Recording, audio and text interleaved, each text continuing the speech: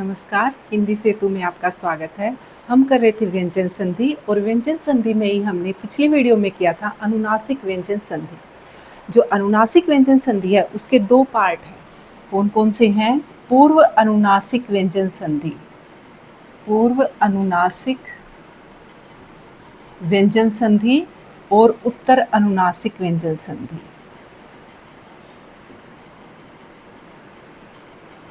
और उत्तर अनुनासिक व्यंजन संधि। पूर्व अनुनासिक व्यंजन संधि हम यहाँ पर करने वाले हैं। पूर्व का अर्थ है कि यहाँ पर जो पूर्व पद होगा उसमें नासिक के व्यंजन आएगा। कैसे? जैसे अलम प्लस कार है, ठीक है, तो ये पूर्व पद है, ये उत्तर पद है। पूर्व पद, पूर्व अनुनासिक संधि का मतलब है पूर्व पद में नासिक के व्यंजन आएगा, अनुनासिक व्यंजन आएगा और उसके सामने निरनुनासिक व्यंजन आएंगे। और जो निरनुनासिक व्यंजन यहाँ पर आ रहा है, आपको पता है जब हम अनुनासिक व्यंजन संधि करते हैं तो वह उसी वर्ग का पांचवा वर्ण बन जाता है, तो ये यहाँ पर अनुस्वार रूप ले लेगा। उत्तर अनुनासिक में अनुस्वार रूप नहीं लिया था क्योंकि वहाँ पर दो वर्ण, दो नासिक के व्यंजन एक साथ आ रहे थे, जैसे सत प्लस में नारी था यहाँ पर, ठीक है। तो त जो है वो भी न में बदल रहा था और सामने भी न था, तो दो नासिक के व्यंजन जब आते हैं तो वो अपने मूल रूप में ही आते हैं। ये मैंने आपको बताया था इसमें, तो सन्नारी बन गया था हमारा। लेकिन इसमें क्या होगा, पूर्व अनुनासिक व्यंजन संधि में क्या होगा कि ये जो है म, ये अनुस्वार रूप ले लेगा। कैसे?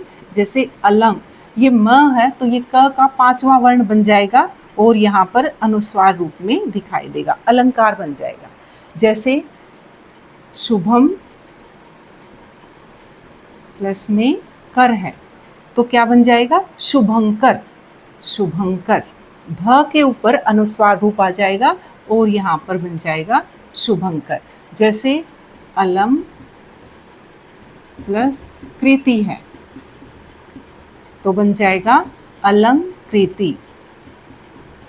जैसे शम, शम का अर्थ शांति, शम प्लस कर है तो बन जाएगा शंकर। जैसे तीर्थम कर तो क्या बन जाएगा? तीर्थंकर, ठीक है। जैसे सम प्लस ज्ञा तो क्या बन जाएगा? संज्ञा। जो हमारा संज्ञा शब्द है उसमें जो संधि है वो अनुनासिक व्यंजन संधि है, और अनुनासिक में भी कौन सी है? पूर्व अनुनासिक व्यंजन संधि है। ऐसे ही जो हमारा संधि शब्द है, ये जो हमारा संधि शब्द है इसमें भी सम प्लस धी है, तो पूर्व पद में अनुनासिक नासिक के व्यंजन आ रहा है, अनुनासिक आ रहा है पूर्व पद में, तो ये इसी का त थ ध धन संधि बन जाएगा, तो पांचवा बन जाएगा, अनुस्वार रूप में दिखाई देगा आपको और ये संधि बन जाएगा। देखो संज्ञा और संधि हमारे अनुनासिक व्यंजन संधि के अंतर्गत आते हैं। अब देखो हम कुछ और उदाहरणों के माध्यम से इसे स्पष्ट करते हैं। जैसे सम प्लस क्षेप है तो संक्षेप बन जाएगा। सम प्लस गठन है तो संगठन, गठन। आप ये ध्यान रखेंगे कि जो म आया है, म से पूर्व जो वर्ण होगा अनुस्वार रूप उसके ऊपर आएगा, ठीक है। जैसे संगत, जैसे संगति, संकल्प, संघर्ष,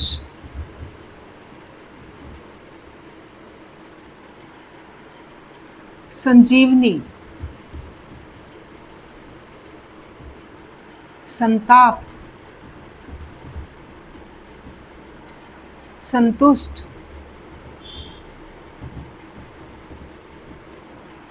संदेह और संधान। इन उदाहरणों के माध्यम से आपको अनुनासिक, पूर्व अनुनासिक व्यंजन संधि अच्छी प्रकार से स्पष्ट हो गई होगी और उत्तर अनुनासिक व्यंजन संधि हमने पिछली वीडियो में की थी, आप वहाँ से देखिए। तो दोनों ही पूर्व अनुनासिक व्यंजन संधि और उत्तर अनुनासिक व्यंजन संधि जो है वो स्पष्ट रूप से आपके सामने है और मुझे उम्मीद है कि आपको समझ भी आ गई होगी। अब हम करते हैं स का मूर्धन्यकरण यानी मूर्धन्य व्यंजन संधि सीखते हैं। अब हम करते हैं मूर्धन्य व्यंजन संधि। मूर्धन्य व्यंजन संधि में क्या होगा कि मूर्धा से जो उच्चारण स्थान होता है उन व्यंजनों से हम संधि करेंगे यहाँ पर। तो सबसे पहले हम करते हैं स का मूर्धन्यकरण।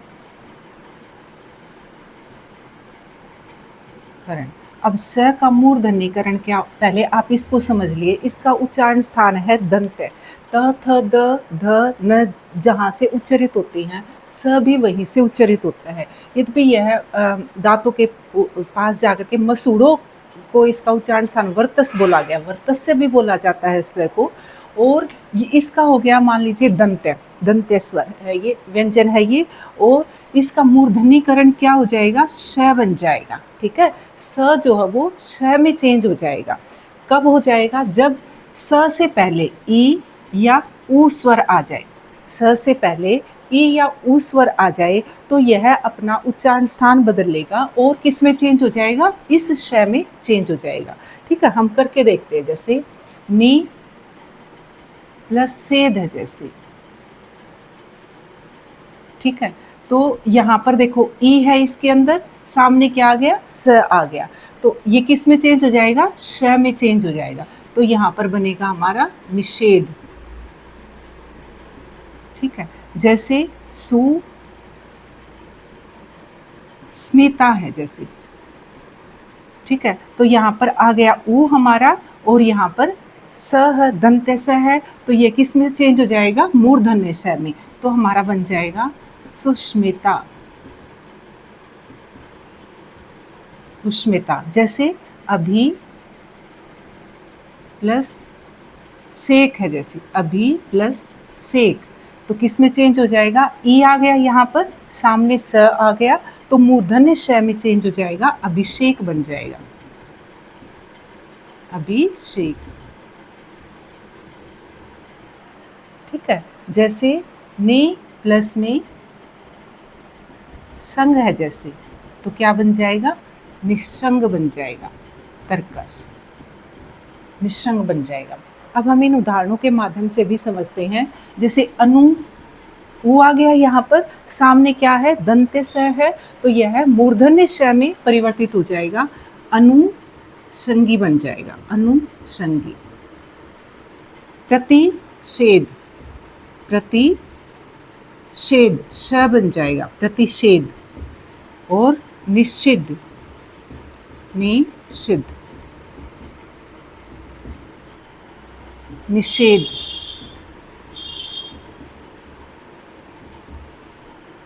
निष्णात, जैसे निसंग, निशंग बन जाएगा, ये यहाँ पर भी मैंने लिखा है। और सुषुप्त, सु स किस में चेंज हो जाएगा, ऊ है यहाँ पर, सु हमने ऐसे कैसे लिखा है, शु में चेंज हो जाएगा, सुषुप्त। सुष्मिता यहाँ पर आ चुका है, सुष्मिता। और विषाद, विषाद हो जाएगा विषाद में। उपनिषद, जैसे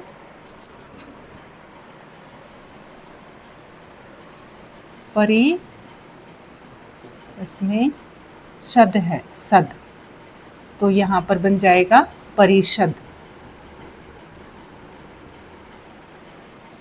युद्धि प्लस स्थिर है, तो यहाँ पर बन जाएगा युधिष्ठिर, युधिष्ठिर।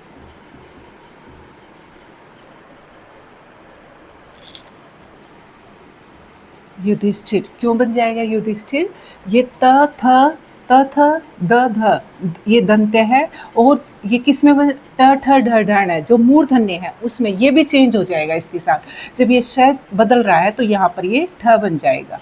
जैसे नी प्लस में स्था है, तो क्या बन जाएगा, निष्ठा,